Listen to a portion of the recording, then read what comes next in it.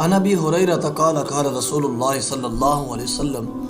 المسلم من سلم المسلمون من لسانه ويده والمؤمن من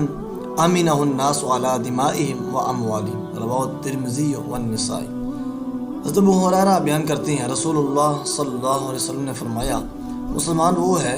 جس کی زبان اور جس کے ہاتھ سے مسلمان محفوظ رہے، اور مومن وہ ہے جس سے لوگ اپنی جانوں اور مالوں کے بارے میں بے خوف اور پرامن ہوں۔ وزاد البیہقی فی شعب الایمان بروایت فضالۃ والمجاہد من جاہد نفسہ فی طاعت اللہ والمہاجر من ہاجر الخطایا والذنوب۔ امام بہقی نے فضالہ اور مجاہد کی روایت سے یہ اضافہ نقل کیا ہے، مجاہد وہ ہے جو اللہ کی اطاعت کے بارے میں اپنے نفس سے جہاد کرے، جبکہ مہاجر وہ ہے جو خطاؤں اور گناہوں سے کنارہ کش ہو جائے۔